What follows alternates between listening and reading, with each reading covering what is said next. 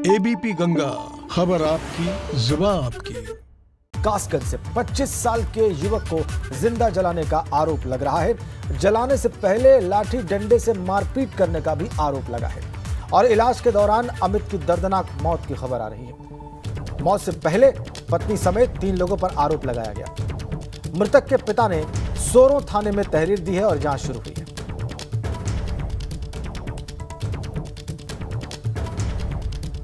कासगंज से खबर, इलाज के दौरान युवक की मौत। मौत से पहले पत्नी समेत 3 लोगों पर आरोप लगाया उसने। मृतक के पिता ने सोरो थाने में तहरीर दी है और जांच शुरू हुई। मृतक की पत्नी समेत कुल 3 लोग नामजद किए गए हैं। हमारे संवाददाता राकेश इस वक्त हमारे साथ जुड़ गए हैं कासगंज से। राकेश, ये सारा मामला है क्या? देखिए, आपको बता दूं, ये अमित नाम का एक युवक है जो कि 25 साल का है, मजदूरी करता है और इसकी पत्नी और 2 साथियों ने, और आरोप यह है कि इसके पत्नी के पिता ने, सब लोगों ने मिलाकर पेट्रोल छिड़ककर जिंदा जला दिया है। ऐसा आरोप इस युवक ने अपने वीडियो में भी लगाया है। लेकिन आपको बता दूं, कासगंज पुलिस इस पूरे मामले को दबाने के प्रयास में लगी हुई है। कासगंज के एसपी मनोज कुमार सोनकर ने कहा है कि ये जो व्यक्ति जला है, ये आपसी गृह क्लेश के कारण इसने खुद आग लगाई है। और उन्होंने स्रोत बताया है कि इसके साथी जो मजदूर हैं, उनसे बातचीत पर ये प्रकाश में आया है कि इसने खुद आग लगाई है। लेकिन बड़ी बात यह है कि जब मरने वाला व्यक्ति मृत्यु पूर्व अपने बयान में ये कह रहा है कि हेमंत और बंटू और उसकी पत्नी संगीता ने पेट्रोल छिड़ककर उनको जिंदा जलाया है, तो इसमें किस बात को सही माना जाए, इस पर बहस जारी है। ठीक है राकेश, बहुत शुक्रिया आपका। इलाज के दौरान युवक की मौत हुई है, लेकिन मौत से पहले उसने पत्नी और समेत कुछ लोगों का नाम लिया है, उनको अपनी मौत के लिए जिम्मेदार बताया है। और ये एक कठिन चुनौती पुलिस के सामने इन्वेस्टिगेट करके सच सामने लाने की और मुकदमा चलाने की। पर लखनऊ से एबीपी गंगा की खबर पर मुहर लगी है। कुंवर मानवेंद्र सिंह विधान परिषद के प्रोटेम स्पीकर बने हैं। हमने पहले ही आपको खबर दिखाई है, लगातार दिखाई थी। बीजेपी ने प्रोटेम स्पीकर के लिए मानवेंद्र सिंह का नाम भेजा था। राज्यपाल ने मानवेंद्र सिंह को प्रोटेम स्पीकर नियुक्त कर दिया है। इससे पहले भी वो प्रोटेम स्पीकर रह चुके हैं, 2002 से 2004 के बीच में। पिछला अनुभव उनके पास था, सीनियर एमएलसी हैं वो, और ये चीजें उनके फेवर में गईं। कुल 4 नाम बीजेपी ने भेजे थे, लेकिन नियुक्ति हुई कुंवर मानवेंद्र सिंह की। उनके पास पिछला अनुभव था, ये निश्चित रूप से उनके पक्ष में गया है। विधान परिषद के प्रोटेम स्पीकर नियुक्त किए गए हैं कुंवर मानवेंद्र सिंह। समाजवादी पार्टी के ज्यादा एमएलसीज हैं, सबसे ज्यादा। उन्होंने चुनाव कराने की मांग की थी। सबसे पहले शपथ लेने के बाद, प्रोटेम स्पीकर नियुक्त होने के बाद, सबसे जो वरिष्ठ सदस्य, या हम कहें कि अभी तक जो सदन में नेता विरोधी दल थे अहमद हसन, उनको शपथ दिलाई। सर, सबसे पहले तो आपको बहुत बहुत धन्यवाद। अब कितनी जिम्मेदारी बढ़ गई, प्रोटेम स्पीकर आप नियुक्त हुए हैं, आपका पुराना एक्सपीरियंस है, 2002 में 2004 तक आप थे प्रोटेम स्पीकर, फिर उपसभापति रहे, वो एक्सपीरियंस काम आएगा? बिल्कुल आएगा। चैलेंजेस क्या रहेंगे, क्योंकि आप प्रोटेम स्पीकर बन गए, समाजवादी पार्टी कल राज्यपाल के पास गई, ज्ञापन सौंपा कि इलेक्शन कराया जाए।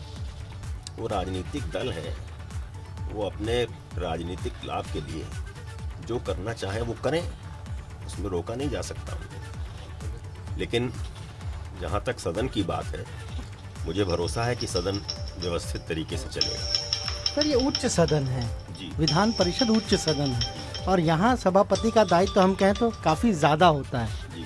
जिस तरीके से अभी 1.5 साल का सरकार का कार्यकाल है, तमाम बिल आने हैं, और लगातार विपक्ष जिस तरीके से घिरता रहा है सरकार को, सपा के सदस्यों की संख्या भी ज़्यादा है, क्या आपके लिए इतना इजी रहेगा या मुश्किल आएगी सदन को चलाने में? नहीं, बिल्कुल मुश्किल नहीं आएगी, बिल्कुल मुश्किल नहीं आएगी। हम हमारे प्रतिपक्ष के अन्य दलों के लोगों से भी हमारे व्यक्तिगत संबंध भी हैं, और हमारी कार्यशैली से शायद किसी को शिकायत नहीं होगी।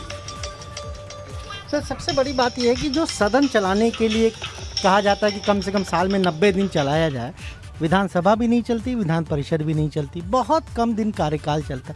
इस पर भी आप कुछ बात करेंगे सभी दलों के नेताओं के साथ कि सदन को लंबा? बिल्कुल बात करेंगे। हम भी चाहते हैं कि सदन अधिक से अधिक समय तक चले, और 90 दिन तो चले ही, हम भी चाहते हैं। आज पहले राज्यपाल ने आपको शपथ दिलाई, फिर प्रोटेम स्पीकर नियुक्त किया, आपने जो सीनियर सदस्य हैं हम कहें तो अहमद हसन जी, उनको भी आपने शपथ दिलाई, बाकी और जो सदस्य हैं उनके शपथ ग्रहण का कब कार्यक्रम हो? उसका निर्णय हम लोग 1-2 दिन में ले लेंगे। सर 18 तारीख से बजट सत्र भी शुरू हो रहा है, क्या ये माना जाए कि जो चुनौतियां हैं वो 18 तारीख से ही आपके सामने आने वाली? अब आप तो मान लीजिए कि आज से ही चुनौतियां हमारे सामने आ गई, तो हम क्या कर सकते हैं। लेकिन कोई चुनौती नहीं है, सब काम पीठासीन अधिकारी का काम है। सरकार का कोई काम रुकने ना पाए और प्रतिपक्ष को अपनी बात कहने का अवसर मिले, इसके लिए हम पूरा ध्यान देंगे। और मन की बात में प्रधानमंत्री मोदी ने 26 जनवरी की हिंसा का जिक्र किया है, लाल किले पर झंडा फहराने का जिक्र किया है। 26 जनवरी पर तिरंगे के अपमान को देखकर दुख हुआ, ये भी कहा है। इस वर्ष की आज पहली मन की बात की प्रधानमंत्री मोदी ने, और उसमें 26 जनवरी की हिंसा का उन्होंने जिक्र किया और बताया कि किस प्रकार से उन्हें दुख हुआ तिरंगे का अपमान देखकर।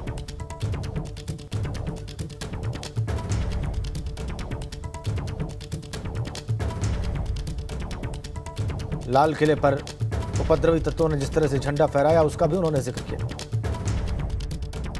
दिल्ली में 26 जनवरी को तिरंगा का अपमान देख देश बहुत दुखी भी हुआ। हमें आने वाले समय को नई आशा और नवीनता से भरना है। हमने पिछले साल असाधारण संयम और साहस का परिचय दिया। इस साल भी हमें कड़ी मेहनत करके अपने संकल्पों को सिद्ध करना है, अपने देश को और तेज गति से आगे ले जाना है। और झांसी और वहां चल रहे स्ट्रॉबेरी महोत्सव की चर्चा पूरे देश में हो रही है। खुद प्रधानमंत्री मोदी इसकी तारीफ कर रहे हैं। आखिर कौन है जिसने ये कर दिखाया और अब झांसी की नई पहचान है, ये आप इस रिपोर्ट में देखिए।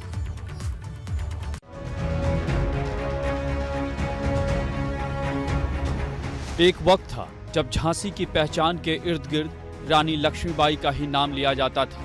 वक्त बदला तो बुंदेलखंड और झांसी बदहाली की बानगी बन गई। लेकिन आज की झांसी देश में नई सोच की पर्याय है और यहाँ की नई पहचान यहीं की एक बेटी गुरलीन चावला और उनकी स्ट्रॉबेरी, जिसकी तारीफ खुद प्रधानमंत्री मोदी करते नहीं थकते।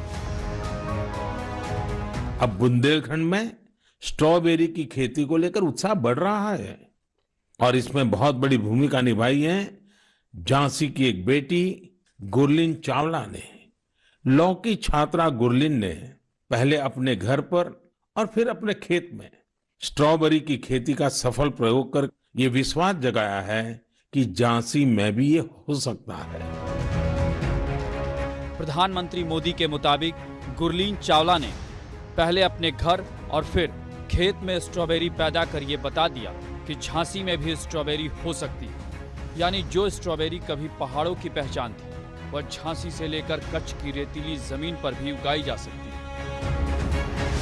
इस महोत्सव के माध्यम से किसानों और युवाओं को अपने घर के पीछे खाली जगह पर या छत पर टेरेस गार्डन में बागवानी करने और स्ट्रॉबेरीज उगाने के लिए प्रोत्साहित किया जा रहा है। जो स्ट्रॉबेरी कभी पहाड़ों की पहचान थी, वह अब कच्छ की रेतीली जमीन पर भी होने लगी है। किसानों की आय बढ़ रही है। अब सवाल ये कि झांसी और स्ट्रॉबेरी की कहानी चर्चा में कैसे आई, तो ये भी जान लीजिए। दरअसल 17 जनवरी 2021 को मुख्यमंत्री योगी आदित्यनाथ ने झांसी में 1 महीने तक चलने वाले स्ट्रॉबेरी फेस्टिवल का वर्चुअली उद्घाटन किया। अब झांसी और बुंदेलखंड में स्ट्रॉबेरी की खेती, ये बात देश भर के लोगों के लिए किसी आश्चर्य और चमत्कार से कम नहीं। खुद मुख्यमंत्री योगी का भी ऐसा ही मानना है।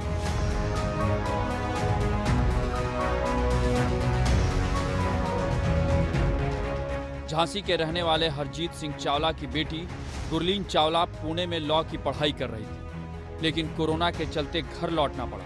तो छत पर तमाम सब्जियों के बीच स्ट्रॉबेरी को देखकर इसकी बड़े पैमाने पर खेती का आइडिया उनके मन में आया और फिर यहीं से ये आइडिया चल निकला। और इसी का नतीजा है कि आज झांसी और स्ट्रॉबेरी का मेल महोत्सव में तब्दील हो चुका है और सीएम योगी से लेकर पीएम मोदी तक इसके मुरीद हैं। Bureau report, ABP Ganga.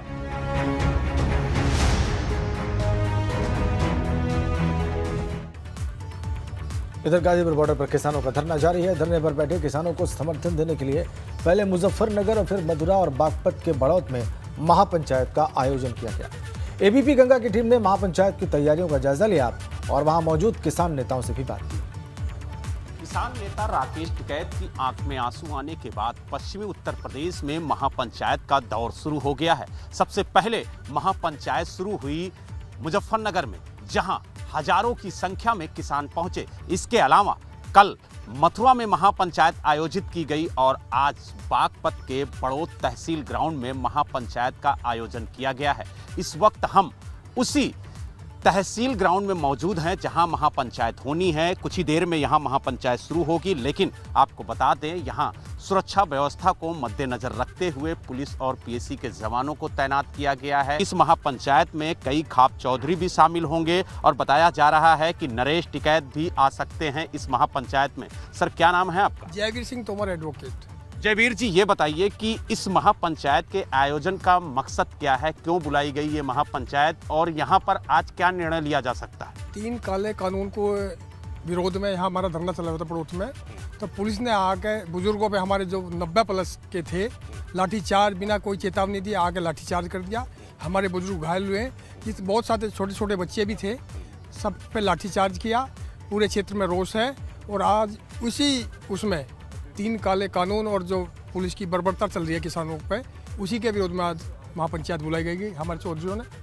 कितने बजे ये महापंचायत शुरू होगी और लगभग कितने किसानों के आने की उम्मीद है इस महापंचायत? किसानों की तो कोई संख्या निश्चित की ही नहीं जा सकती। वो 20,000 भी हो सकती है, वो 15 भी रह सकती है और वो 25 भी हो सकती है, वो 30 भी हो सकती है। क्योंकि किसानों में इतना जोश है, इतना रोष है, उस आधार पर किसान अपनी तैयारी के साथ आवेंगे।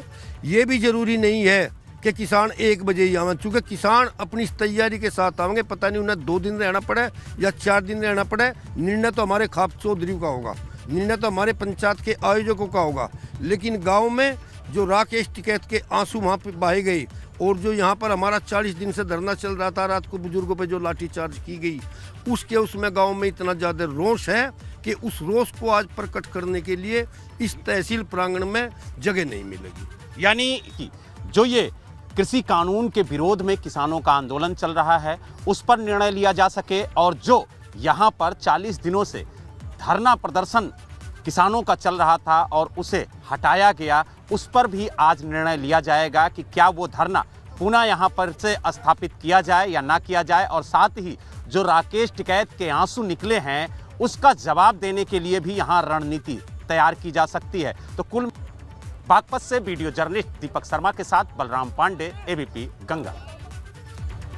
किसान आंदोलन का आज 67वां दिन है। हमने भारतीय किसान यूनियन के राष्ट्रीय प्रवक्ता राकेश टिकैत से बात की। उन्होंने कहा कि प्रधानमंत्री ने संज्ञान लिया, अच्छी बात है, हम प्रधानमंत्री का सिर झुकने नहीं देंगे, उनका सम्मान करते हैं। बीच का रास्ता जरूर निकलेगा। 84 किसान पुलिस की गिरफ्त में हैं, पहले वो छूट जाएं। क्या वो लोग लाल किले पर तो नहीं पहुंचे थे? सरकार के साथ जल्द बातचीत शुरू हो सकती है और रास्ता भी निकल जाएगा। अब से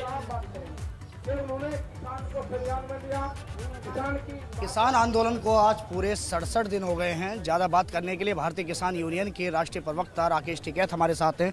राकेश जी, 67 दिन आज हो गए हैं। इन 67 दिनों में कई उतार चढ़ाव देखने को मिले। ऐसा लगा था बीच में जैसे कि आंदोलन खत्म हो गया। अब कितनी तेजी पकड़ा है? नहीं, ठीक है, आंदोलन ना खत्म हुआ था, ना तेज था, ना कम है, ये तो चल रहा है। ये तो किसानों का इशू है। खेत में काम होता है तो घट जाती है भीड़, खेत जब आते हैं तो बढ़ जाती है, तो सब रूटीन का चलता रहता है सब। देश के प्रधानमंत्री ने एक काफ़ी बड़ी बात कही है कि 1 कॉल दूरी हूँ मैं किसानों से। क्या किसानों ने कॉल की? नहीं, हमारी नॉलेज में नहीं। एक माहौल बना लेंगे, बिल्कुल ठीक कहा उन्होंने। हमने तो ये कहा है कि उन्होंने संज्ञान में लिया इन चीज़ों को, तो ठीक है, एक माहौल बन जाए बातचीत का। कहीं ना कहीं लगता है कि सरकार तो समझौता चाहती है और आप लोग भी समझौता चाहते हैं। बीच का रास्ता निकलेगा कैसे? निकल जाएगा, जब बैठेंगे निकलेगा। हमारे जो लोग हैं वे रिहा हो जाएं, एक बराबर लेवल पर आ जाएं और प्रेशर में ना किसान समझौता करेगा और सम्मान करेंगे। प्रधानमंत्री जी ने जो कहा उनकी बातों का सम्मान रहेगा और हम समझौते में जो है किसानों के बीच में, सरकार के बीच में, और हम सब लोग बैठ कर एक इसका रास्ता निकाल लेंगे। वो लोग ये थे राकेश टिकैत, जिनका कहना है कि अब समझौता हम भी चाहते हैं और समझौता सरकार भी चाहती है, प्रधानमंत्री का सर नहीं झुकने देंगे, ये एक बड़ी बात कही है। गाजियाबाद से एबीपी गंगा के लिए शक्ति सिंह। इधर इटावा में बीजेपी विधायक को धमकी मिली है। परिवार समेत जान से मारने की धमकी दी गई है। सोशल मीडिया के जरिए विधायक को धमकाया गया है। एसएसपी ने विधायक सरिता की सुरक्षा बढ़ा दी है। मैसेज में पीएम मोदी को भी मारने की धमकी दी गई है। विधायक के पति की रंजिशन हत्या हो चुकी है। इटावा में बीजेपी विधायक को मारने की धमकी, परिवार समेत जान से मारने की धमकी, सोशल मीडिया के जरिए धमकी दी गई है। वहाँ से एक नंबर है जिससे व्हाट्सएप मैसेज जनरेट किया गया है, जिसमें धमकी भरे शब्द के मैसेजेस किए गए हैं पाकिस्तान बेस्ड नंबर से। तो उसको हम लोग उस नंबर की समीक्षा कर रहे हैं और बाकी चीज़ सर्विलांस के आधार पर काम कर रहे हैं। अभी तक जो विधायक जी की है सुरक्षा, हम लोगों ने कुल जितने सुरक्षाकर्मी होते हैं उसके अतिरिक्त एक सुरक्षाकर्मी और अतिरिक्त दे रखा है। सुरक्षा की भी हम लोग रिव्यू कर रहे हैं। उसके अतिरिक्त इस की भी हम लोग जांच कर रहे हैं कि मैसेज कहाँ से आया और शीघ्र ही इस मामले में हम लोग खुलासा करें। बड़ी खबर लखनऊ से है। बीजेपी सभी जिला अध्यक्षों से रिपोर्ट लेगी। जी हाँ, बीजेपी कार्यकर्ताओं ने कितने बूथ पर मन की बात सुनी है, इसकी रिपोर्ट ली जाएगी जिला अध्यक्षों से। जिला अध्यक्ष प्रदेश स्तर पर अपनी रिपोर्ट सौंपेंगे। प्रदेश में बीजेपी के 98 संगठनात्मक जिले हैं। राष्ट्रीय अध्यक्ष जेपी नड्डा ने बूथ अध्यक्षों और कार्यकर्ताओं को इस बाबत निर्देश दिए थे। बूथ पर जाकर मन की बात कार्यक्रम सुनने के लिए निर्देश जारी किए गए थे। अब इसकी रिपोर्ट बीजेपी के जिला अध्यक्ष देंगे कि कितनी बार ऐसा हुआ, कितनी जगहों पर।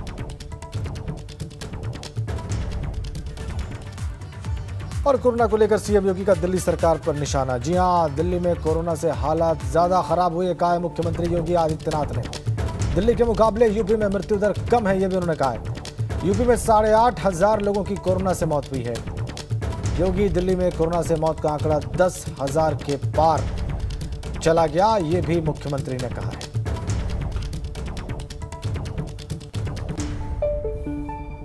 हमने वेंटिलेटर भी उपलब्ध कराया है, लेकिन साथ साथ अपने स्टाफ को भी ट्रेन किया और उन सब ने पूरी तन्मयता के साथ परिणाम दिया, जिसका रिजल्ट क्या है। दिल्ली 2.25 करोड़ की आबादी का राज्य है। वहां पर कोरोना से 10,500 से ज्यादा मौतें हो गई। और उत्तर प्रदेश 24 करोड़ की आबादी का राज्य है। हम मौत को आंकड़ों में जोड़ करके नहीं देख सकते, लेकिन फिर भी यहां पर जो सामूहिक प्रयास हुआ उसका परिणाम है कि मात्र 8,500 मौतें प्रदेश के अंदर हुई।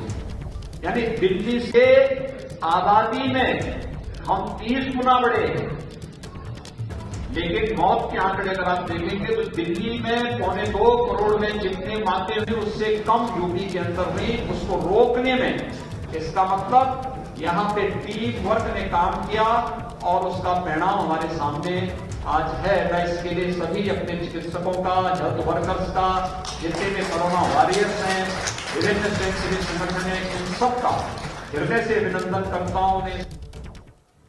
अब मुख्यमंत्री योगी आदित्यनाथ ने लखनऊ के वीरांगना अवंतीबाई महिला चिकित्सालय से पल्स पोलियो अभियान शुरू किया। इस दौरान उन्होंने कहा कि भारत में पोलियो का अंतिम मामला 2010 में रिपोर्ट हुआ था। मार्च 2014 में देश को पोलियो से मुक्त घोषित कर दिया गया। पोलियो का संक्रमण भारत के बच्चों में न हो जाए, इसलिए यह अभियान निरंतर चलाने की आवश्यकता है। 5 वर्ष तक के बच्चों को, जिनकी संख्या 3 करोड़ 40 लाख है, इन सभी बच्चों को पोलियो का खुराक उपलब्ध कराना है। आज 1,10,000 बूथ प्रदेश के अंदर बनाए गए हैं और इसके बाद घर घर जाने के लिए भी 59,000 टीमें घर घर जाकर के इस लक्ष्य को प्राप्त करने में योगदान देंगे। हमारे जो आशा वर्कर्स हैं, आंगनबाड़ी कार्यकर्त्री हैं, ये सभी लोग इसके साथ मिलेंगे। एएनएम के साथ मिलकर के लोग घर घर में या हर एक कार्यस्थल पर जाकर के पोलियो ड्रॉप हर जरूरतमंद बच्चे को उपलब्ध कराने में अपना योगदान देंगी। इसके लिए मोबाइल टीमें भी 1700 गठित की गई हैं। नाजिक टीमों की संख्या भी 6500 है। सुपरवाइजर्स 23,000 हैं और वैक्सीनेटर की संख्या 3,30,000 से अधिक वैक्सीनेटर भी इसके लिए तैनात किए गए हैं। यानी एक बड़े अभियान के साथ हमें पोलियो मुक्ति का जो अभियान, जिस लक्ष्य को भारत ने प्राप्त किया है, इस लक्ष्य को सफलता की नई ऊंचाइयों तक पहुंचाना।